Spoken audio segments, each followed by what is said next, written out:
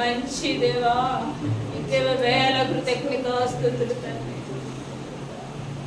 Hallelujah, hallelujah, hallelujah. Thank you my wonderful lord. Thank you lord. Hallelujah, hallelujah. స్తుతిద్దాం. ఎవరు మౌనంగా ఉండవద్దు, ఎవరు మౌనంగా ఉండవద్దు, దిక్కులు చూడవద్దు. ఈ హృదయముని ప్రాణాత్మ శరీరము దేవుని మీద లగ్నమై ప్రార్థన ఆరాధన చేయాలి. హృదయం తెరిచి ఆరాధన చేయాలి. కళ్ళు తెరిచి అటు ఇటు చూడవద్దు దయచేసి. ఎవరు వచ్చారో రాలేదో నీకు అనవసరం. నువ్వు వచ్చింది దేవుని కొరకు మాత్రమే. నీవు వచ్చింది దేవుని స్తుతించడానికి, మనుషుల్ని చూడటానికి కాదు. దయచేసి మనుషులు దిక్కులు చూడవద్దు. కళ్ళు మూసుకొని హృదయాన్ని తెరిచి ఆరాధన చేద్దాం. పరిశుద్ధాత్ముడు సమీపముగా ఉండగా ఆయన్ని మనం ఆహ్వానిద్దాం. ప్రతి ఒక్కరు హృదయపూర్వకంగా ఆరాధన చేద్దాం. Thank you mighty wonderful God. గొప్ప దేవా నీకు స్తోత్రం. క్షమించే దేవా, కృప చూపించే దేవా వందనాలు. హల్లెలూయా. యేసు రాజ్య, యేసు రాజ్య, యేసు రాజ్య.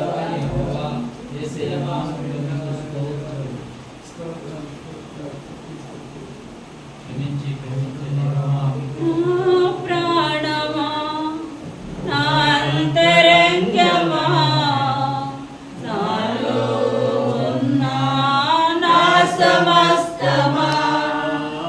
ప్రతి ఒక్కరు మీ ఆత్మతో చెప్పుకోండి. నా అంతరంగమా నాలో ఉన్న నా సమస్తమా.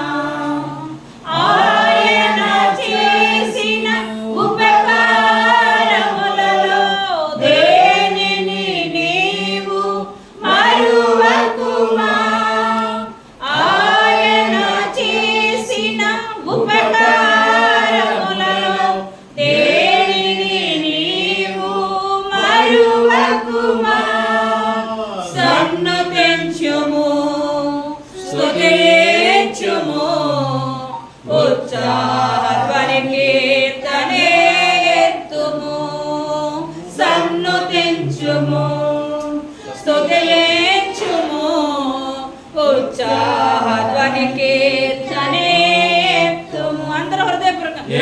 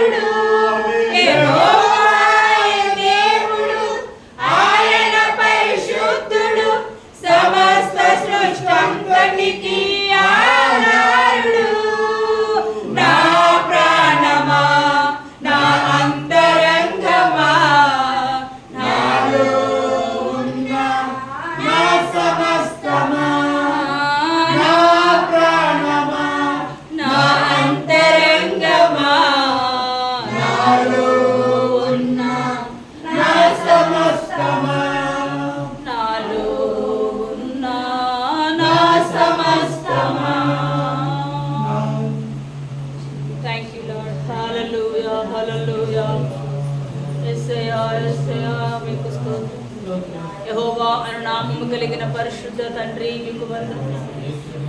మహోన్నతమైన స్థలముల నుంచి నివాసి అయిన దైవమా మీకు స్తోత్రం. వాక్యమైన యేసయ్యా, సత్యమైన యేసయ్యా నీకు వందనాలు. హల్లెలూయా, హల్లెలూయా, హల్లెలూయా. ప్రేమ స్వరూపి, అగ్ని స్వరూపుడా, నరస్వరూపుడా నీకు స్తోత్రములు, స్తోత్రములు. హల్లెలూయా, హల్లెలూయా, యేసయ్యా, యేసయ్యా.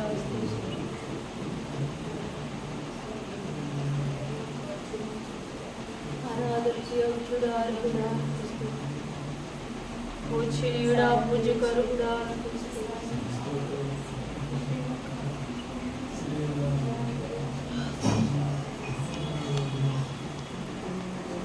थैंक यू महिमा परिशुद्ध తండ్రి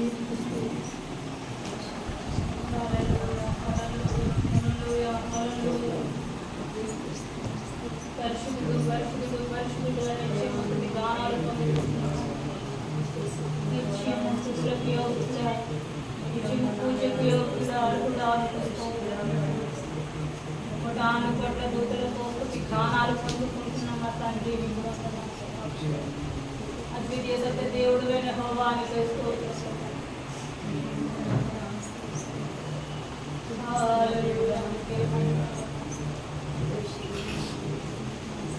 నీకే ఘనత ప్రభావం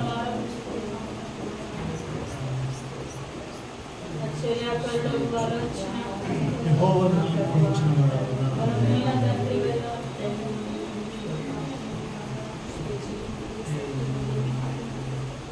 పరిశుద్ధుడా స్తోత్రం స్తోత్రం స్తోత్రం ప్రేమ స్వరూపులు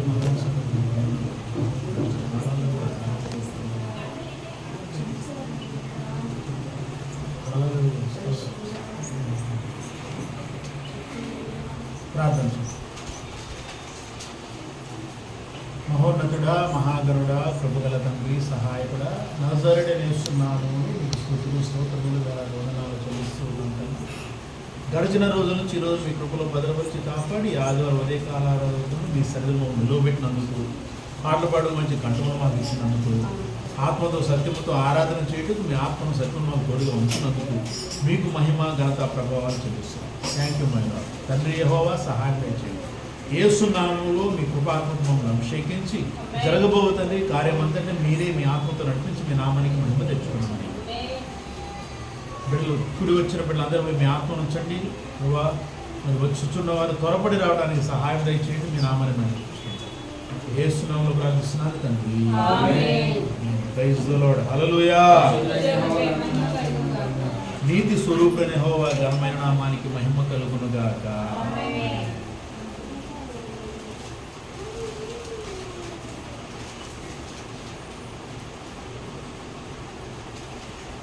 119వ కీర్తన 189వ వచనం నుంచి 169 నుంచి 176 వరకు చివరి భాగము 23వ భాగము ఉత్తర ప్రస్తుతంలో చదువుకున్నాం. యెహోవా నా మొర నీ సన్నిధికి వచ్చునుగాక, నీ మాట చొప్పున నాకు వివేకము నిమ్ము. నా విన్నపము నీ సన్నిధిని చేరనిమ్ము, నీవిచ్చిన మాట చొప్పున నన్ను విడిపింపు. నీవు నీ కట్టడలు నాకు బోధించుచున్నావు, నా పెదవులు నీ స్తోత్రమును ఉచ్చరించును.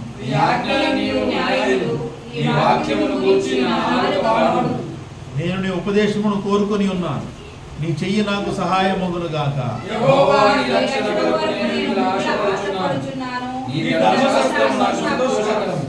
నీవు నన్ను బ్రతికింపుము, నేను నిన్ను స్తుతించెదను. నీ న్యాయ విధులు నాకు సహాయములగును గాక. నీ సేవకుని వెతికి పట్టుకొను, ఎందుకనగా నేను నీ ఆజ్ఞను మరచువాడును కాను. Amen. Praise the lord. Hallelujah. Thank you my lord. నీ స్వరూపుడైన యెహోవా ఘనమైన నామానికి మహిమ కలుగును గాక. ఆమేన్. యెహోవా నా మొర నీ సన్నిధికి వచ్చును గాక, నీ మాట చొప్పున నాకు వివేకము నిమ్ము. నా విన్నపము నీ సన్నిధిని చేరనిమ్ము, నీవు ఇచ్చిన మాట చొప్పున నన్ను విడిపింపుము. తప్పిపోయిన గొర్రె వలె నేను త్రోవ విడిచి తిరిగి తిని నీ సేవకుని వెదికి పట్టుకును, ఎందుకనగా నేను నీ ఆజ్ఞలను మరచువాడను. చూడండి, కీర్తనాకారుడు తను రాసిన ఈ కీర్తనలో చివరిగా అన్న మాట, తప్పిపోయిన గొర్రె వలె నేను త్రోవ విడిచి తిరిగి నీ సేవకుని వెదికి పట్టుకును, ఎందుకనగా నేను నీ ఆజ్ఞలను మరచువాడను. ఆజ్ఞలను మరిచి తిరిగే వాళ్ళని ఏమాత్రం కూడా దేవుడు మరలా ఎట్టి పరిస్థితుల్లో మరలా తప్పిపోయిన ఆ గొర్రె కోసం వెళ్ళిపోయింది గొర్రె ఆజ్ఞలు విడిచి.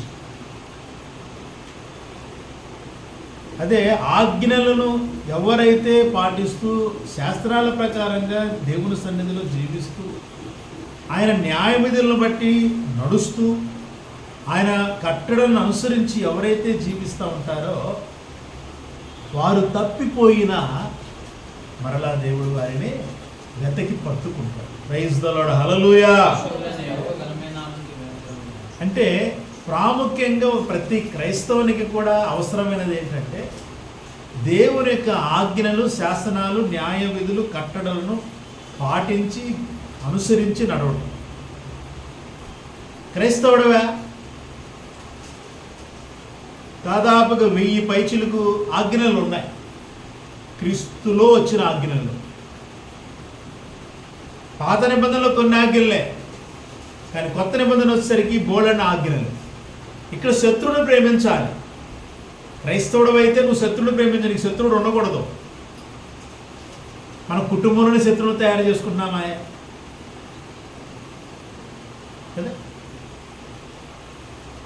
భర్తని శత్రువుగా చూస్తావు, భార్యని శత్రువుగా చూస్తావు, పిల్లల్ని శత్రువులుగా చూస్తాం, తమ్ముడిని అన్నను శత్రువులుగా చూస్తాం.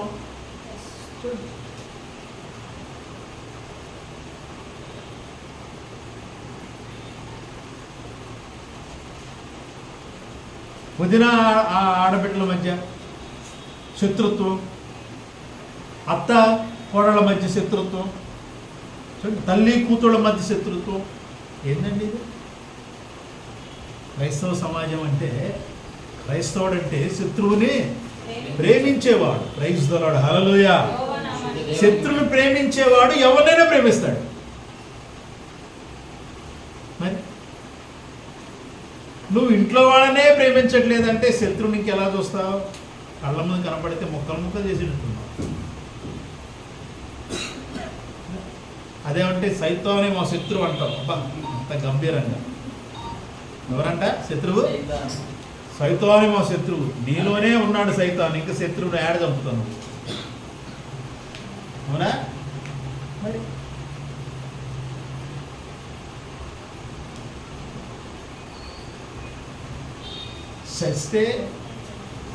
చచ్చిపోతే దేవుని రాజ్యానికి వెళ్ళాలి. ఎక్కడికి? ఎలా వెళ్తాం అంటే శత్రుత్వంతో వెళ్ళిపోతావా? అక్కడ శత్రుత్వం ఉండకూడదనే కదా సైతాను వారి దూతలను దేవుడు తోసేసింది. అవునా?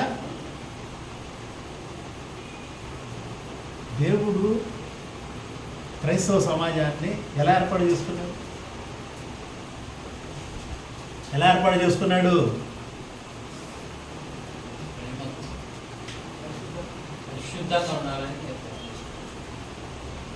ఎలా ఏర్పాటు చేసుకున్నాడు? ఆయన గుణాతిశయములను ప్రచురం చేయనట్లుగా పరిశుద్ధ జన్మగా దేవుని సొత్తైన ప్రజగా రాజులైన యాజక సమూహముగా ఏర్పాటు చేసుకున్నాడు. మీ సమాధానం చెప్పలేకపోతే ఇంకేది మీరు?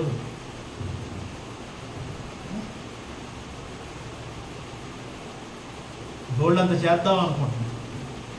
చాలా ఆలోచనలు వస్తున్నాయి. అస్సలు క్రైస్తవ సమాజానికి సంఘమే ఇక్కడ నుంచి వస్తున్న వాక్యాన్ని వినే సంఘమే ఎట్టుంటే బయట ఎవరికి చెప్తాం? వేరే సంఘానికి చెప్తూ ఊరుకుంటారా? అందుకనే నేను ఒక్కడే వాస్తవం చెప్పాలంటే నాది నేను చూసుకోవాలి. ప్రైజ్ ద లార్డ్, హల్లెలూయా. మీకు చెప్పటం వదిలేయటం అంతవరకు. మీరు మారతారా మారరా అది నాకు సంబంధం లేదు. మార్చుకుంటారా లేదా? అవునా? చూడండి, కీర్తనగారుడు యెహోవా నా మొర నీ సన్నిధికి వచ్చునుగా అంటే యెహోవా నా మొర నీ సన్నిధికి వచ్చుని. నువ్వు ఎంత మొర్ర పెట్టినా దేవుని ఆజ్ఞల ప్రకారంగా నువ్వు లేకపోతే నీ మొర్ర ఆయన సన్నిధికి ఎలా వెళ్ళుద్దా? అవునా? మరి వెళ్ళినప్పుడు నీ ఆత్మ ఎలా అభివృద్ధి పొందింది? ఆయన నీ మొర్ర విననప్పుడు, ఆయన ఆయన సన్నిధి నుండి నీకు రావలసినటువంటి ఆత్మీయ ఆశీర్వాదాలు రానప్పుడు నీ ఆత్మ ఎలా అభివృద్ధి పొందింది? ఆలోచించు.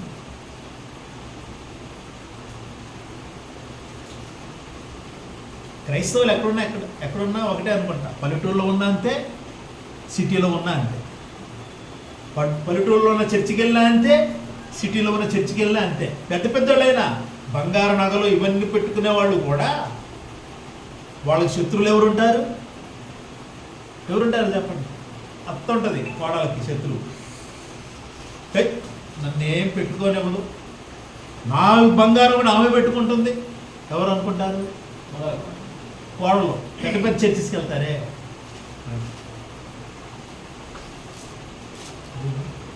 అత్త ఏమనుకుంటుంది? నా కోడలు నాకు గుదిమంటలో తయారైపోయింది, టిప్ టాప్గా ఆమె తయారైంది, నా వస్తువులను ఆమె పెట్టుకుంటుంది. ఈలోపు ఇంకో ఆమె జాయిన్ అయింది. ఎవరు? ఆ కోడలకి ఆడబిడ్డ, ఆ అత్తకి కూతురు. అంతే. వీళ్ళిద్దరి మధ్య గోర, వదిన ఆడబిడ్డ ఉంటుందా? మధ్యలో ఆయన వస్తాడు. ఆమె భర్త, ఆమెకి అన్నయ్య వస్తాడు. ఏం మాట్లాడతాడు? ఎవరు చెప్తాడు సమాధానం? అని అలాంటి వాళ్ళు ఏమంటారు? చర్చిలో ఉన్నవాళ్ళే అతని గురించి తక్కువ చేసి మాట్లాడతారు. జాగ్రత్తలు ఉండాలి. ఇవన్నీ ఎందుకు చెబుతున్నాం, ఎందుకు మాట్లాడుకుంటున్నాము? కారణం ఏంటి? యేసుక్రీస్తు ముందు రేపు నిలబడ్డప్పుడు మనలో ఏ విధమైనటువంటి భేదభావం, భేషజాలు, ఏ విధమైనటువంటి లోక సంబంధం ఏది ఉండవు. నిష్కళంకమైన అన్నాడు కదా, నిందారహితులుగా నిష్కళంకులుగా ఆయన ఎదుట నిలబెట్టుకోవడానికి ఏం చేస్తున్నాడు? ఆయన ఉదక స్నానము చేపిస్తున్నాడు. ఉదక స్నానముతో పవిత్రపరుస్తున్నాడు. ఉదక స్నానం అంటే అర్థం? ఉదక స్నానం అంటే అర్థం ఏంటి? వాక్యముతో ఉదక స్నానం. ఉదక స్నానం అంటే ఏంటి?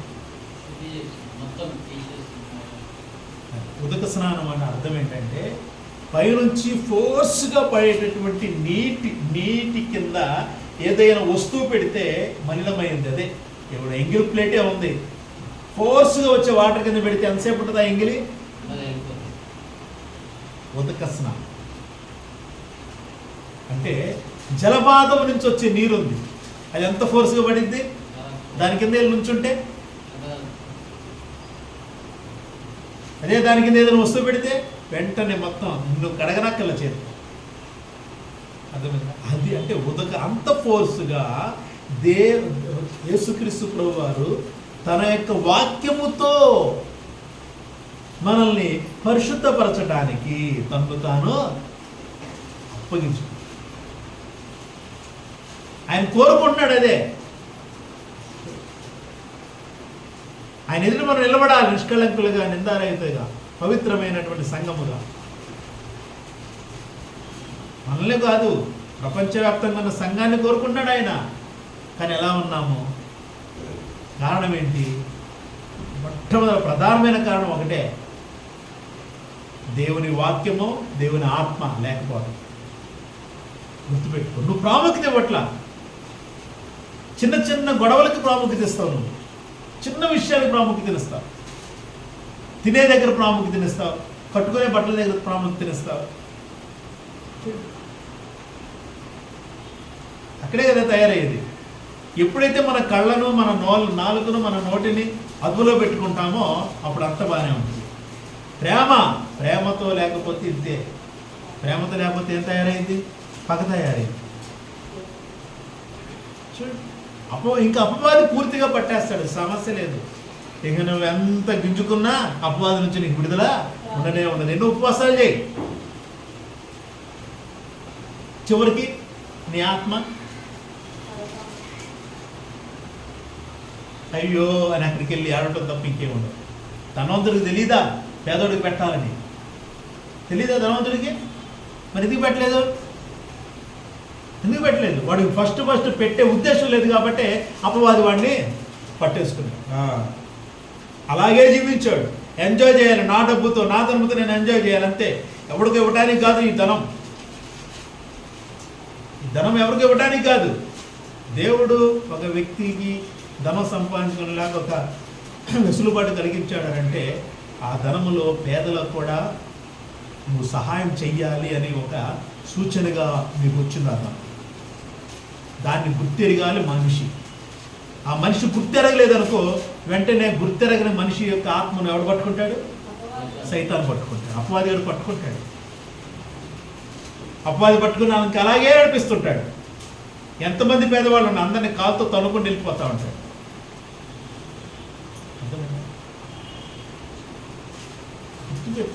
గుర్తుంచుకోవాలి, మనం జ్ఞాపకాన్ని పెట్టుకోవాలి. అపవాది ఎందుకు ప్రవేశిస్తున్నాడు? కారణం ఏంటి అని అంటే ఏ లోపాలు ఉన్నాయో వాటిని మనం సరిచేసుకోకపోవటం వల్ల. ఇక్కడ చివరి మాటను బట్టి నేను మాట్లాడుతున్నా. తప్పిపోయిన గొర్రె వల్ల నేను త్రోవ విడిచి తిరిగి తిని. ఎలాగంటే తప్పిపోయిన గొర్రెలాగా. పొరపాటును తప్పిపోయింది గొర్రె. పొరపాటును తప్పిపోతే వెతుకుతే దొరుకుతుంది, కానీ కావాలని తప్పిపోతే దొరికిద్దా? ఎక్కడ వెళ్ళి దాక్కుంటుంది. ఎక్కడ వెళ్ళి దాక్కుంటుంది. దొరికిద్దా దాక్కున్నది?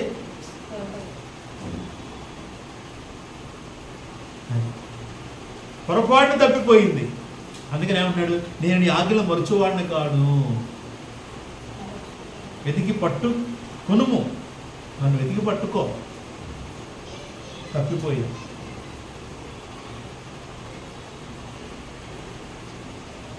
ఇప్పుడు ఆలోచన కూడా రావట్లేదు కదా మనకి. నేను తప్పిపోయానే అయ్యో అనే ఆలోచన, బాధ కూడా ఉంటుందా? దాన్ని సరి చేసుకుంటే ఎదగాలిగా, దేవుని ఆత్మలో వెళ్ళాలి కదా.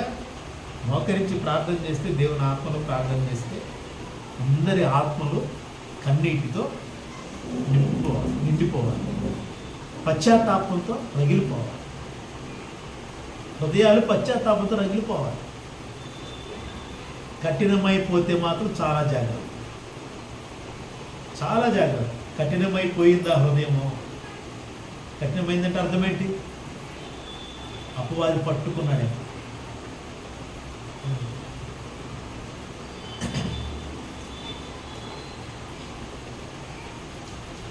ఇప్పుడు అపవాది వెళ్ళిపోవాలి. పట్టుకున్నాడు, వెళ్ళిపోవాలి. దానికి ఏం కావాలి? వెళ్ళిపోవాలంటే వాక్యము శక్తి కావాలి. దేవుని ఆత్మ వాక్యం కావాలి. అపవాదికి ఇష్టం లేని వాక్యం. అందుకనే నువ్వు వాక్య ప్రకారం ఉండనివ్వడం, వాక్యం చదవనివ్వడం, వాక్యం విననివ్వడం.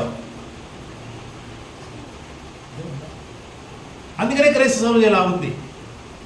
ఎవరు వెనకాల పడితే వాళ్ళ వెనకాల వెళ్ళిపోద్ది సమాజం, క్రైస్తవ సమాజం. ఏ రాజకీయ నాయకుడు అయితే వారి వెనకాల వెళ్ళిపోద్ది.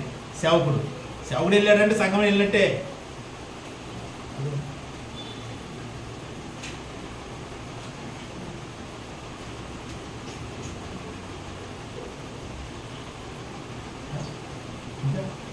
అలా వాక్యాన్ని బట్టి. ఇప్పుడు ఒక వ్యక్తిని, ఒక వస్తువు, ఒక జంతువు పట్టుకుంది, కంటికి కనపడదు. అది సౌండ్ అయినప్పుడు బయటకు వస్తుంది అతనిలో నుంచి, ఆ వ్యక్తుల నుంచి బయటకు వస్తుంది. సౌండ్ అయినప్పుడు, బలమైన సౌండ్ అయినప్పుడు, బాగా సౌండ్ అయినప్పుడు, పెద్ద సౌండ్ అయినప్పుడు, అంటే ఆ సౌండ్కి ఆ స్పిరిట్ అతనిలో ఉండదు. ఆ సౌండ్ మనిషి తట్టుకోగలడు, కానీ ఆ సౌండ్ ఆ స్పిరిట్ తట్టుకోలేకపోతుంది. అంటే ఆ వ్యక్తికి ఆలోచన వచ్చింది, ఓహో ఈ దురాత్మ నాలోంచి పోవాలంటే సౌండ్ పెరగాలి. ఏమవ్వాలి? సౌండ్ పెరగాలని చెప్పి ఏం చేస్తారంటే,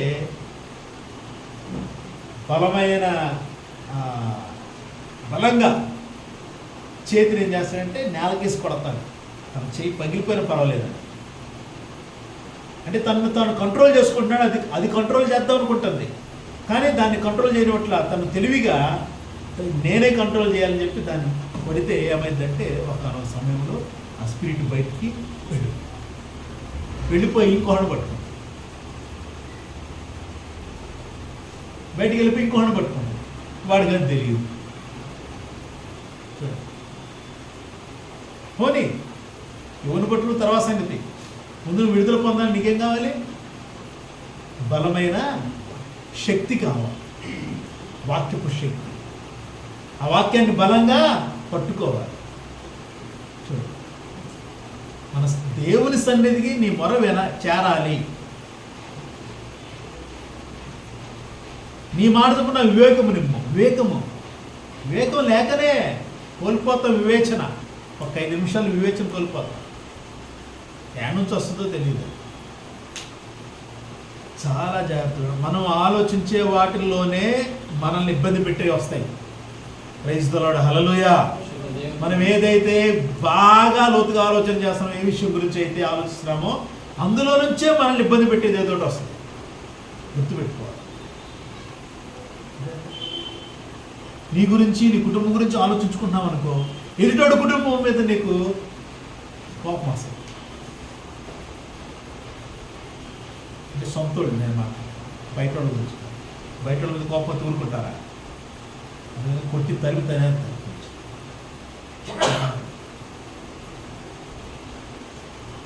ఈర్ష్య, అసూయలు బయటకు వస్తాయి. చాలా జాగ్రత్తగా వివేచించాలి. వివేకం కావాలి. దాన్ని ఏం కావాలి? వివేచన కావాలి. ఎందుకంటే దేవుడిని అడుగుతున్నాడు వివేకం కావాలి. నా విన్నప్పుడు నీ సరించారనిమ్ము, నీ ఇచ్చిన మాటలు నన్ను విడిపిమ్ము. నీవు నీ కట్టలు నాకు బోధించున్నావు, నా పెదవులు నీ స్తోత్రం ఉచ్చరించును. నీ ఆజ్ఞలన్నీ న్యాయములు, నీ వాక్యం గురించి నా నాలుక పాడును. మన నాలుక ఆయన వాక్యం గురించి ఏం పాడుతుంది? వాక్యం గురించి పాడాలి.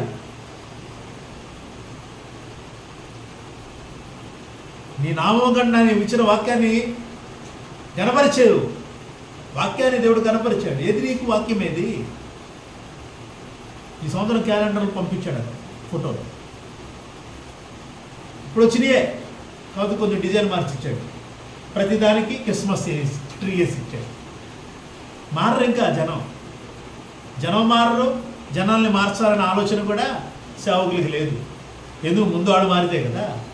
సేవకుడు కరెక్ట్గా ఉంటే ఎవరేం చేస్తారు చెప్పండి? అవునా? అదే వచ్చిన దగ్గర నుంచి ప్రతి సంవత్సరం క్రిస్మస్ చేస్తానంటే ఇలా ఉండేవి మనం. ఎప్పుడో పెద్ద చర్చి కట్టేసేవాడు తెలుసా? మామూలుగా ఉండేది కాదు ఇక్కడ.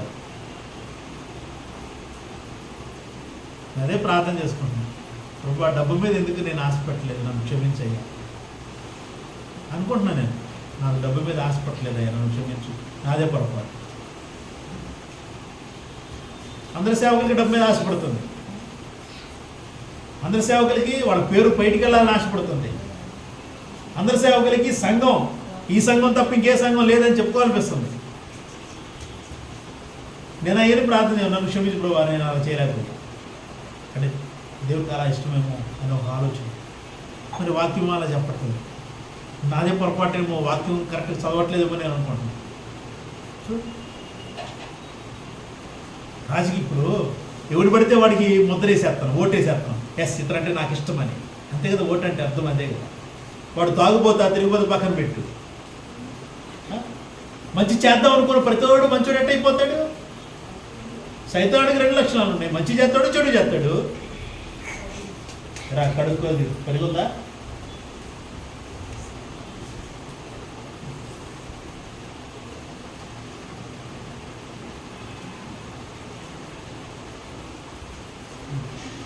అపవాది అనేవాడు 2 చేస్తాడు, మంచి చేస్తాడు, చెడు చేస్తాడు. మంచి నటన, చెడు వాడి నిజస్వరూపం. మంచి వాడి నటన, చెడు వాడి నిజస్వరూపం.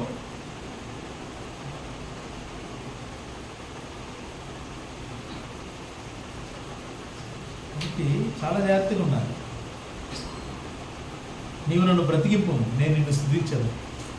నీ న్యాయ విధులు నాకు సహాయములగునుగాక. ప్రైజ్ ది లార్డ్, హల్లెలూయా.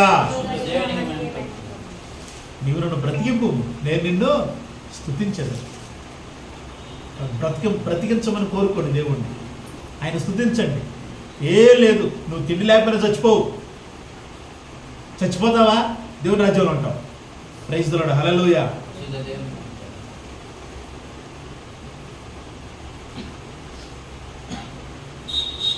చాలా జాగ్రత్తగా ఉండాలి. చిన్న చిన్న విషయాల్ని మనసులో పెట్టుకొని ఆత్మను పాడు చేసుకొని దేవునికి దూరం అవటం కంటే, అదేమన్నా ఎన్ని బాధ పెట్టినా ఎంత ఇబ్బందులైనా దేవుడే నా సర్వస్వం నువ్వు అనుకుంటే, నీ ఆత్మ నువ్వు కాపాడుకుంటే,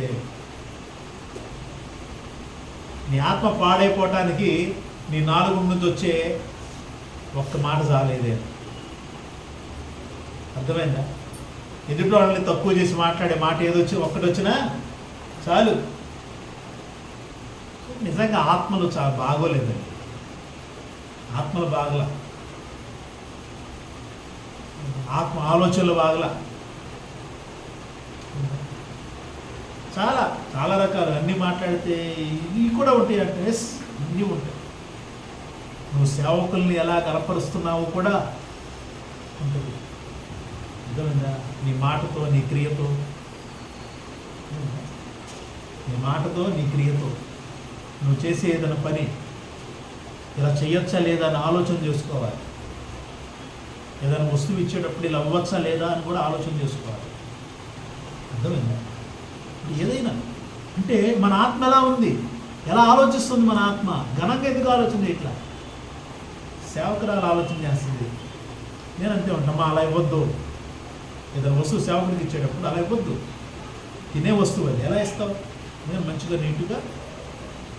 నీట్గా ఉన్నటువంటి బాక్సులో పెట్టి, స్టీల్ బాక్సు, ప్లాస్టిక్ బాక్సు ఉంటాయి కదా, వాటిని ఇస్తే ఘనంగా ఉంటుంది ఆ సేవకుని. మరి మా సేవకులు మేము అలాగే. అది ఒక దానిలో ఉన్న ఆనందం వేరు. అసలు ఆ స్పిరిట్ లీడింగ్ వేరు అన్నమాట. ఎవరికి ఇచ్చినా సరే, ఈవెన్ కింద వాచ్మెన్ పంపించినా సరే,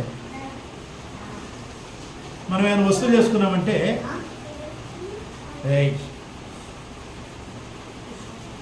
చూడండి, మనం ఏమైనా తినే చేసుకున్నామంటే కవర్లో పెట్టింది అనుకో, ఎందుకు కవరు బాక్స్లో పెట్టి పంపి వాచ్మెన్కి. ఎందుకు కవర్లో వాడద్దు అంటున్నాం, లేకపోతే పక్కన పెట్టాలి. కవర్ వాళ్ళ విషయం వస్తుందా ఏదవుతుందా అని పక్కన పెడతాం. కానీ ఎందుకు? కారణం ఏంటి? మరి అది క్రైస్తవులకు ఎందుకు ఉంటుందో? మనం నీట్గా ఉండాలి, మనం నీట్గా ఇవ్వాలి అని ఎందుకు ఉండదు? కారణం ఏంటి? కవర్లు మనం పాత కవర్లు ఇస్తాం. ఏ పురుగులు ఏ ఉంటాయి, ఓకే అనుకుంటాం, మేము అనుకుంటాం. అదే మనం విశ్వాసాలకి తోరు అనుకుంటారా? ఏ పర్వాలేదని అనుకుంటారా? వాచ్మెన్కి ఇస్తే అనుకుంటాడా ఏం పర్వాలేదు అని? ఏంటి ఇలా ఇచ్చారని చెప్పి ఏం చేస్తాడు? తీసుకెళ్ళి చెత్త బట్టలు వేశారు. సమస్య లేదు, గుర్తుపెట్టుకో.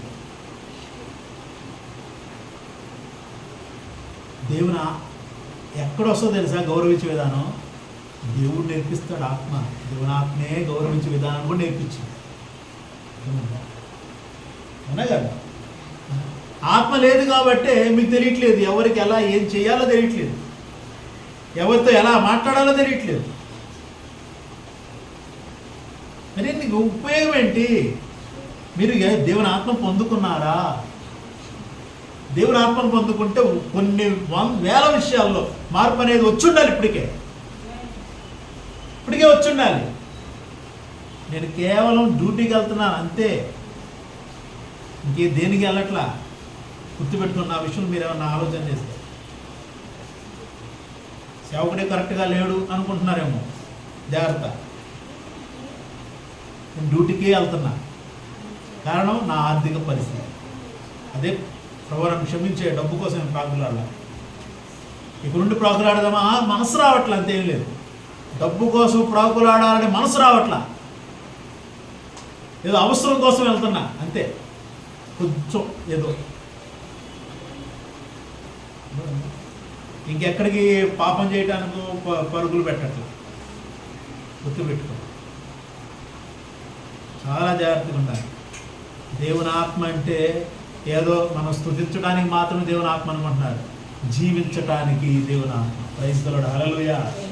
ఎవరితో ఎలా జీవించాలి, ఎక్కడ ఎలా జీవించాలి, ఎవరితో ఏం మాట్లాడాలి, ఎలా మాట్లాడాలి, ఎవరిని కనపరచాలి, ఎవరిని కనపరచాలి చెప్పండి? ప్రతి ఒక్కరిని కనపరచాలి. నువ్వు దేవుడిని కనపరిస్తే నువ్వు అందరిని కనపరుస్తావు. అర్థమైందా? అదేమంటే దేవుని పేరట మాకు సేవకులకి ఎత్తున్నావు అంట. దేవుని పేరట దేవుని అలా కనపరుస్తావా? ఓ మై గాడ్, వామ్మో, దేవుని అలాగా కనపరిచేది. ప్రశస్తమైనవి ఇమ్మన్నాడు కదా, అవునా? దేవుని వాక్యం ఏం చెబుతుంది? నీ సేవకులకి ఎలాంటివి ఇవ్వాలి? ప్రశస్తమైనవి ఇమ్మంది కదా. మరి ప్రశస్తమైనవి అనుకుంటున్నా ఇస్తున్నావు, అది అంటే నీ దృష్టిలో అలా ప్రశస్తమైనది పక్కన వాళ్ళకి ఎత్తి ఊరుకుంటారా? కొన్ని వాచ్మెన్కి ఇస్తే ఊరుకుంటాడా? మరి నువ్వు ఎందుకలా ఆలోచిస్తారు? చాలా జాగ్రత్త. చివరి రోజుల్లో ఉన్నాం. హృదయాన్ని, ఆలోచన, తలంపులను, ఆత్మని చాలా జాగ్రత్తగా కాపాడుకోవాలి. అర్థమైందా? మరి ప్రభుత్వమైన దేవుని సంగతి. తప్పిపోయిన గొర్రె వేరు, వెళ్ళిపోయిన గొర్రె వేరు. దొంగతనంగా దాక్కోవడానికి వెళ్ళిన గొర్రె అనుకున్నాం. ఎలాగైనా ఈ కాపరిని ఏర్పించాలని చెప్పి దాక్కుంటాయి కొన్ని గొర్రెలు. అసలు గొర్రెలకు ఆలోచన రావు. ఉదాహరణకు అంటున్నాను, అర్థమైంది? తప్పిపోయింది, అందరితో పాటు వెళ్తా అది కొంచెం వెనకబడింది. ఆ వెనకబడింది వత్తదిలే అనుకున్నాడు. తీరా చూస్తే ఎన్ని వెళ్ళిపోయేసరికి ఏం కనపడలేదు, అది ఎటు వెళ్ళిపోయింది. ఆ గొర్రె వేరు. అర్థమైందా? ఉన్నది గొర్రెల్లో నుంచి ఒకటి వెళ్ళిపోయి ఈ యొక్క కాపరి కనపడకూడదని నేను దాక్కుందనుకో, దాన్ని కాపరి కనిపెడతాడా? చూస్తాడు చూస్తాడు చూస్తాడు చూస్తాడు చూస్తాడు చూస్తాడు వెళ్ళిపోతాడు. అర్థమైంది? అదే తప్పిపోయింది అనుకో, ఆయన ఎదుగుతాడు వచ్చి. ప్రైజ్ ది లార్డ్, హల్లెలూయా. కాపరి ఏం చేస్తాడు? కాబట్టి చాలా జాగ్రత్త. మీరు దాక్కున్న గొర్రెల్లా ఉండకండి. ఒకవేళ తప్పిపోయిన గొర్రెలు అయితే వెతకి పట్టుకొని మన దేవుని వేడుకోరు. ఆయన ఏ విషయంలో తప్పిపోయారు ఏంటో ఆయన విచారణ చేసి ఆ విషయంలో సరి చేసుకోమని చెప్పి మిమ్మల్ని ఆయన మరలా తన గుంపులో చేర్చుకోండి. మరి ప్రభుత్వం ప్రియమైన దేవుని సంగమం చాలా జాగ్రత్తగా జీవించుదాం. ఈ మాటలు దేవుడు తన ఆత్మలో వాక్కులు ఆశీర్వదించును గాక. సమయాన్ని మీకు ఇస్తున్నాను. సాక్ష్యం చెప్పి దేవుని నామాన్ని మహిమపరచు.